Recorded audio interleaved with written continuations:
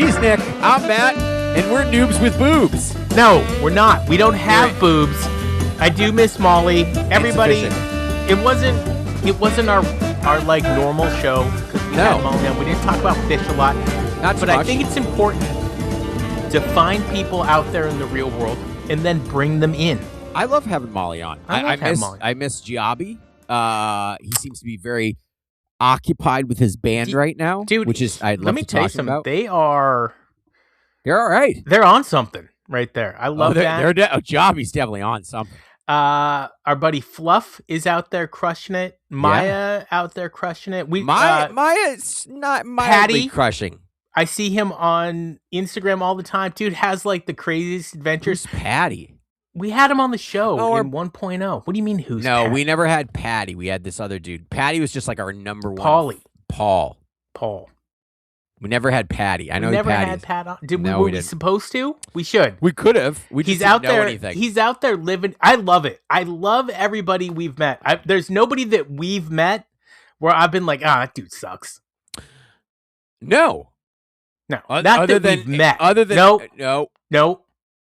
I feel like nope. It's whoever. Don't do it, Derica. No.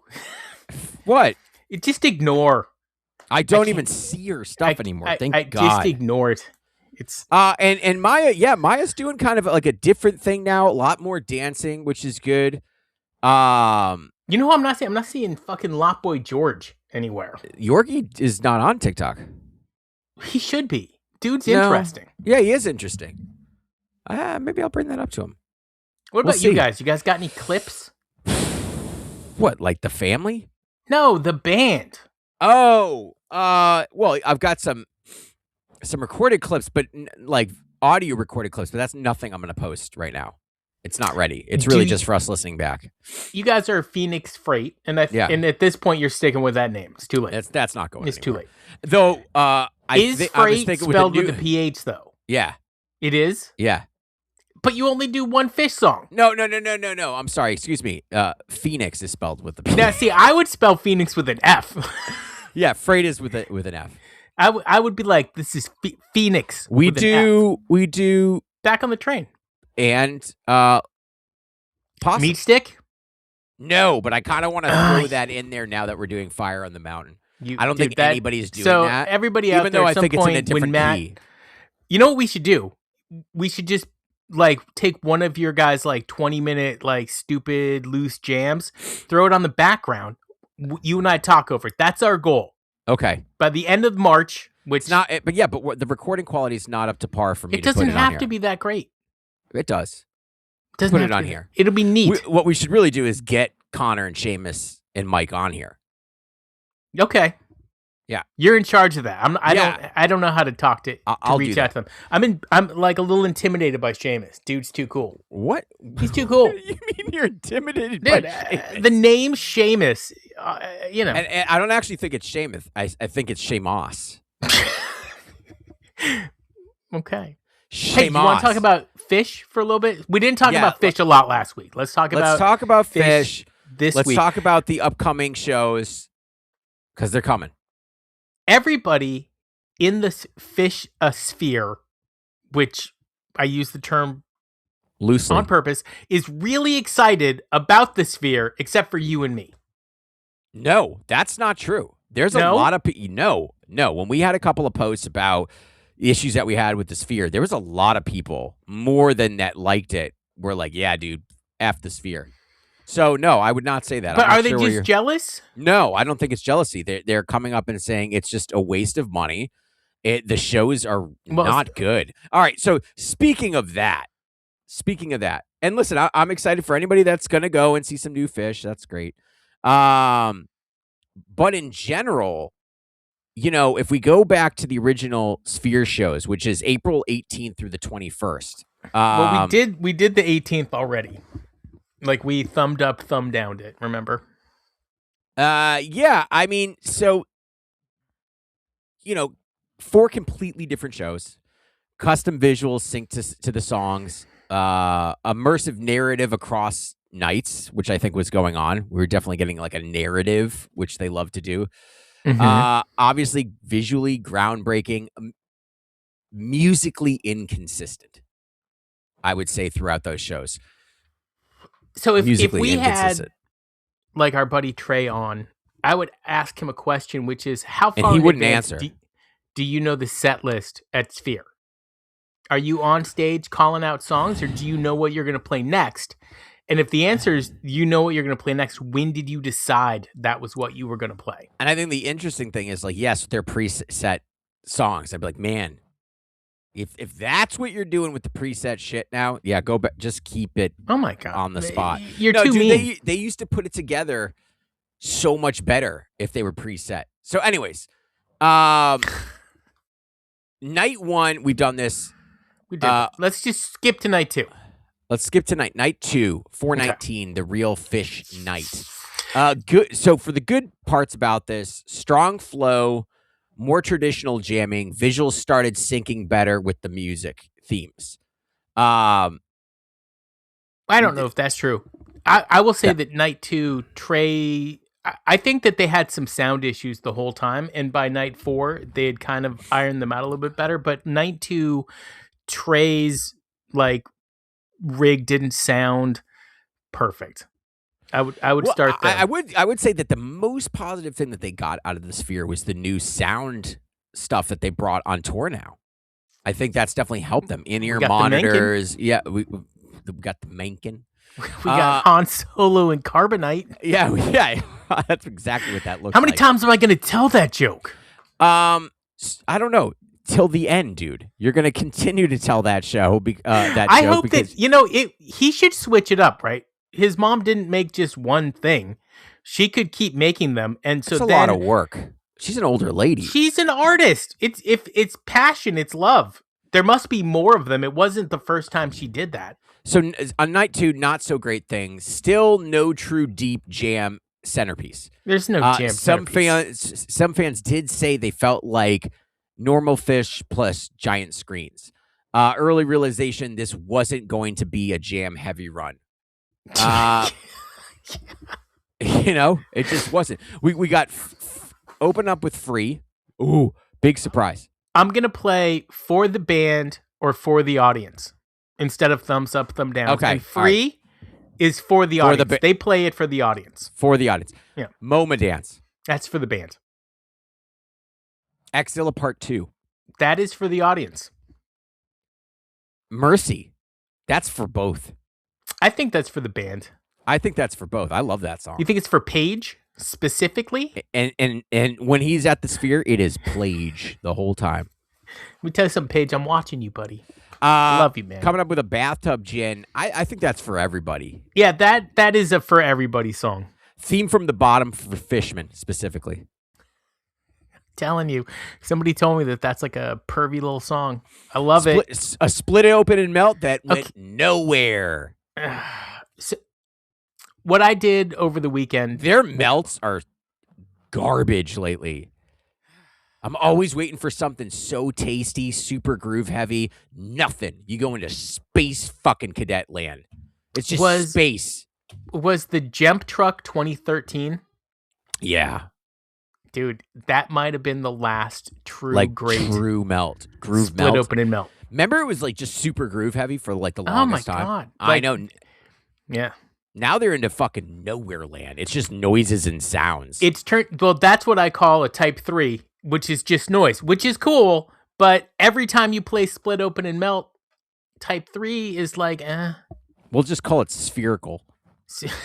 Well, no, but like the real Split Open and Melt jam was kind of circular. spherical. Yeah. Like it would just go around and you never knew who was keeping the time. And like you try to clap along with Fishman, you look like an asshole. It's great. So good.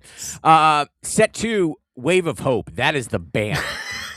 So I'm putting together, you know how like sometimes you're online and somebody's like, you got $20 to spend on your dream life. And like they give you who your wife is, like what your job is, where you live. You know what I mean? Have you seen those? Sort of. What do you mean, sort of? You have or you haven't? No, I don't know if I Bless you. Anyway, I'm putting one together, and it's harder than you think because at a Phish show, there's basically 5 key songs, right? There's the opener, set 1 closer, set 2 opener, set to closer and then your encore, right? And so anyway, the absolute cheapest option for your set to opener is Wave of Hope. Awful. That's a band. That is like always where they play that song. As a set to opener, what a fucking awful placement. It is not the best opener I can think of. You should just do it as a sound check and never play it in front of people. You could. I like the song, but not always as an opener. I want like... Anyway, we'll talk Then you get a what's the use? Which is weird to go into after very slow and tired. And then Ruby Waves, I would have been absolutely ripshit at this show. You pay $1,000. If you could go back in time and take out that Alpine Valley Ruby Waves, which I think everybody thought was pretty good. What was it, like 40 minutes or something? No, it was like 30 something, but it was like the first 52. time they really opened it up. And so it looked like it had this kind of a trajectory, but it's more like leveled out pretty quick. Lonely Trip. It just, the hits keep coming. Dude, this is like the anti-Matt show. By the way, all of set 2 is 100% for the band, except for one song. A song I heard the Ocean sing, which I actually really like. It's for the band, though. I wonder, what was the deep meaning here? Wait, is the song I heard the Ocean sing where you go, run away, run away, run away? Yeah. So Trey, by the way, always is teasing that song, but I don't think he does it on purpose. I think that's he's just like gets lost in the sauce. Yeah, he's like, biddy biddy biddy. Followed up with a Pritz Caspian. I wonder what they're getting at here. Weird. Dude, this is like the most morose Phish set there could be. And ending with You Enjoy Myself. Which is for everybody. It's for the people. I think they played that for the people. Encore, Waiting in the Velvet Sea. Mm-hmm. And then Harry Hood. Do you want Harry Hood as your encore? Never. Yeah. I want it mixed in with my sets. You do, right? I want an opener or like... Because you get nervous. When it's the encore, you're like, are they going to just ripcord me? Don't ripcord me, bro. Don't tease me, bro. Don't tease me. Shit. You know, and then you get to 420, right? And you would think, oh man, this is gonna be hot, man. This is gonna be hot. 420, dude. Phish played on 420. Played on 420, man. And set one opener. Set your soul free. Set your soul free. By the way, 420 is like the only day that Phish could get away with playing Makasupa Policeman. I was gonna say you're not gonna open set one with Makasupa. That's the only day. I mean that. But they also have other songs that are very clearly like Split Open and okay. Run Like an Antelope. Open up with that. Is that a song about weed?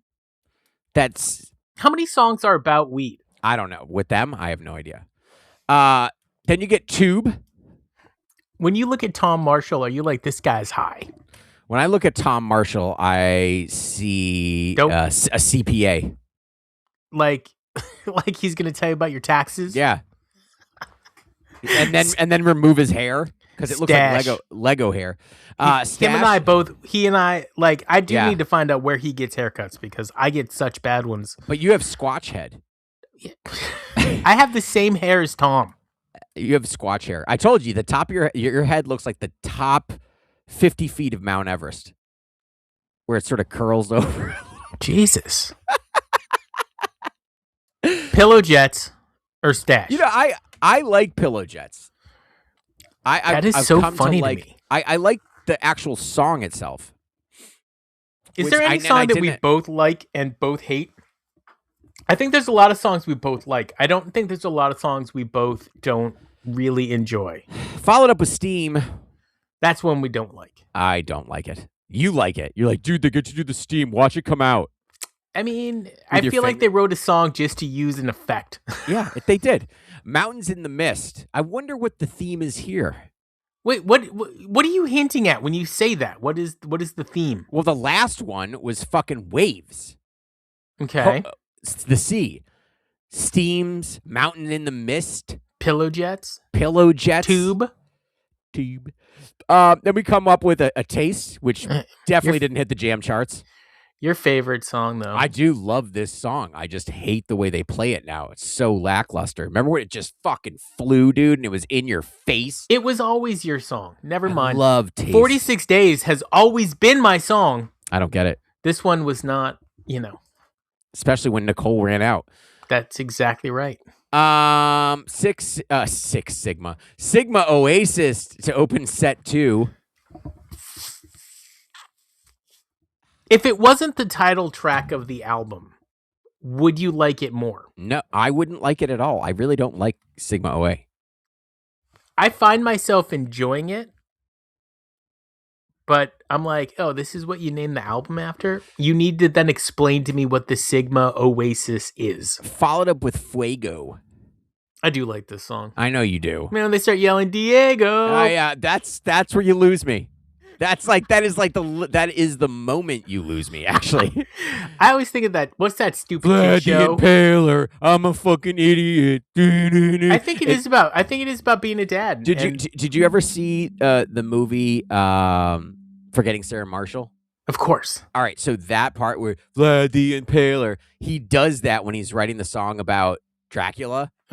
He's like, I'm worthless. I can't. Like, so that's what I think about whenever I hear it. That's too funny. Dora the Explorer. Followed up with Golden Age, which I now can't respect it as much because it's a fucking cover. It's weird. I thought it was their song, and I was like, oh, great. This really moves away from everything that they've really done, and it doesn't. Have you gone out and listened to the original yet? Yeah. You did? Yeah. And? It sounds the same. They didn't change it, like, at all. Okay. I'm going to have to do that. Followed up with a twist. Woo! Woo! I Am Hydrogen. Yeah, what happened here? Can we help? Time out. I have a lone I'm Hydrogen. So strange. Do we have a Mike's? No. Yeah, we do. We have Mike's into Lifeboy. Okay. Yeah, but that's later. That's previous. That's 2 shows earlier. That's right. No. Okay. All right. So then we have a Chalk Dust. That was good. Santos. Ending with Santos. Wait a minute. Yeah. No, they didn't end with Santos. There's 2 more songs. No, they ended that set with Santos. Right, they ended that set Encore, with Santos. A Life Beyond a Dream, which they love, and Tweezer Reprise, which they didn't even play Tweezer. So we have a lone Tweezer. So you've got, from night 1, they had a Tweezer no reprise and a Mike's no Hydrogen. Yeah. And then they made it up for it 2 nights later by throwing them in. So this totally throws like sand in the face of my theory that they know what they're going to play. They wouldn't have chose that a week in advance. They did choose that. This is all chosen. And the thing is the consensus of this show, for the good parts, wildest visuals of the run. That's what people said. Full of psychedelic overload, big 420 energy. I don't see that at all. I guess when you get into the pillow jets, the steam, the mountains and the mist, we're talking about like the weed thing. Yeah, they've just gotten so old. This is what they're doing. Bad. This is where people are split hard. Visuals started to overpower the band. Yep, I see that. Hard to focus on improvisation. Saw that too. Same jams felt secondary to visuals. Again, yes. Yes. I really wanted to come in and do a show really positive because I'm jazzed about the Sphere, but after listening to it all weekend and then going over those 2 shows, it's like... all right, let's get to the last show of the run. Do we have time? Yep, we got time. Run through it. Plasma opening up. That is for the band. They love playing it right now. Evolve. I like Evolve. I love Evolve. I think that's for both. That's for mainly me. mainly for the band. Ghost. All right. Divided Sky. I can't say anything negative about Ghost. People will come at me in the comments. Divided Sky. Now, see, I bet that was cool. It was cool. That's a good song for that venue. Visual. Divided Sky, like flying around, whatever. I liked it. Yeah. Shade, which I really liked the song. Song about Paige. Began with the bitch is throwing me shade, motherfucker. Fishman, you see that bitch over there? He's throwing me shade. No, he's like Trey fell in love with Paige sometime later in 3.0. And that's when he wrote Shade. He's like, look, I want to be in the front unless Paige. And then Paige can block the light a little bit. But I only like the shade when you're blocking the light, my man. Yeah, exactly. Hey Stranger, Nick's favorite song in a public restroom. No, that's my favorite thing to do to you in the Stranger. No. In the Stranger? Yeah. You, dude, we're dads that fuck. No. Weren't we like on a piss break and I turned to you and I'm like, hey, Stranger? No, we talked about it. And I said, don't do it. Oh, yeah. And then ending with character 0. Opening up, these openers are lame. Character 0 was good. Yeah, character 0 was good, but these openers are lame. Set 2 opener, Oblivion. They don't rock. You know what? I feel like by night 4, and when we get to the encore, it was even more so. I feel like they did kind of hit their stride somewhere between character 0 and Oblivion, because the rest of the set was pretty good. Down with Disease? Yeah, that was not a bad Down with Disease. Beneath the Sea of Stars Part 1? Is there a Part 2? No, it's am I a up. noob? Because I'm asking that question? Okay. 2001? Into Light, which, you know what? I think that 2001 is only a segue song, and if anybody says otherwise, it's never the destination. So it's 2001 Into Light, and that's okay. Right, it's a segue. Enter Ether Edge. Yeah, that's a tongue twister. Piper, Nick's favorite. Not mine. Goes places. And ending with First Tube.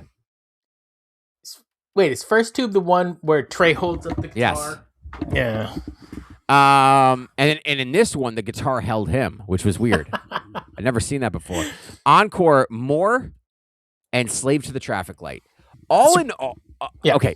Just the recap from fans on the show. Good parts, emotional, cohesive, closer. Visual callbacks / themes tied together. Band seemed most comfortable this night. Bad? Were people still no all-time jam? Some fans were mentally exhausted by this point. A weird phenomenon. People remembered visuals more than music. And I think the verdict here is that nobody really liked these shows. They just didn't. I'm going to go on a limb here. I'm going to say night 4 was their best night. It was. I think that they got comfortable in that type of setup, which for a band that's completely improvisational based, I could see that it might take 2 or 3 shows to really get your legs. So I think there is hope for this run coming up. I do. I think there is. We'll see. I want to stay positive for everybody going who spent the money. Well, and, you know, like Molly said, if you guys want to sauce a couple of tickets up, you know, let us know. Not for sexual favors, though. I will say that Phish isn't the most suited band for, like, playing in the Sphere. Right? They're not. Like, you think about U2. Tool. Well, but like bands where there's no deviation, the Eagles would fucking crush it. The Eagles would be great. Yeah. So, you know, don't take it personally. Tom Petty would have been awesome. Oh my God. Tom Petty. The Beatles. I have so many opinions about everything you just said. He's Matt. I'm Nick. This is Insufficient. Scooby-Dooby-Dooby-Dooby-Doo. It's nice talking about Phish again. Yeah, it is.